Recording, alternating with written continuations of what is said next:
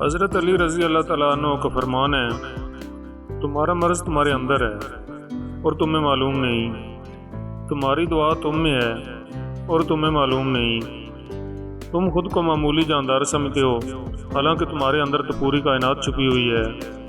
جس نے کسی کو اکیلے میں نصیحت کی اس نے اسے سنوار دیا، اور جس نے کسی کو سب کے سامنے نصیحت کی اس نے مزید بگاڑ دیا۔ جب دنیا کسی کی طرف رخ کرتی ہے تو دوسروں کی خوبیاں اسے ادار دے دیتی ہے، اور جب اس سے پیٹھ پھیرتی ہے اس کی اپنی خوبیاں بھی اس سے چھین لیتی ہے۔ اگر کسی بات کا علم نہ ہو تو اسے برا نہ محسوس کیا کریں، کیونکہ ہو سکتا ہے کہ ابھی تک کچھ باتیں آپ تک نہ پہنچی ہوں۔ جب تک کسی سے بات نہ ہو اسے حقیر نہ سمجھو۔ جس نے اپنی رائے کو ترجیح دی وہ ہلاک ہو گیا، اور جس نے دوسروں سے مشورہ کیا وہ ان کی عقلوں میں شریک ہو گیا۔ کبھی اپنی جسمانی طاقت اور دولت پر بھروسہ نہ کرنا، کیونکہ بیماری اور غربت آتے دیر نہیں لگتی۔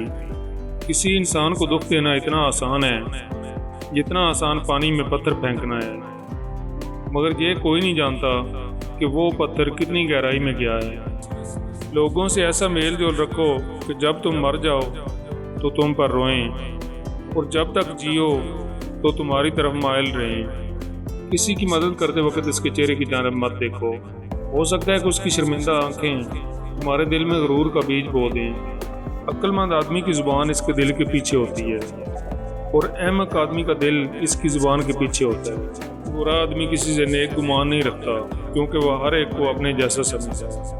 غموں کے کانٹوں اور دکھوں کی دھول سے اپنی آنکھیں بند کر لو، ورنہ کبھی خوشی سے زندگی بسر نہیں کر سکو گے۔ کچھ لوگوں کو پچھتاوا بھی نہیں ہوتا۔ ہم سوچتے رہتے ہیں کہ شاید کسی وقت انہیں احساس ہوگا اپنے منفی رویے کا، لیکن ایسا نہیں ہوتا۔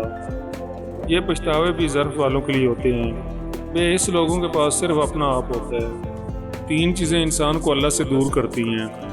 نمبر 1، اپنے اعمال کو زیادہ کر لینا۔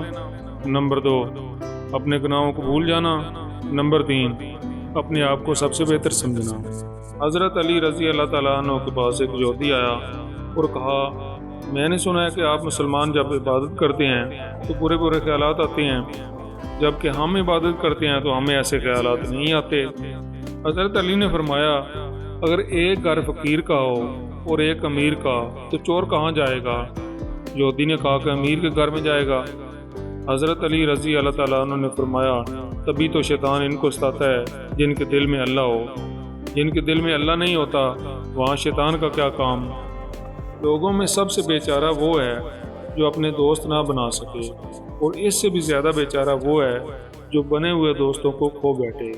حضرت علی رضی اللہ تعالیٰ عنہ نے فرمایا، وہ جگہ چھوڑ دو جہاں تمہاری 2 چیزوں کی قدر نہ ہو، تمہارے احساس کی، تمہارے الفاظ کی، چاہے وہ کسی کا گھر ہو یا کسی کا دل۔ اللہ حافظ۔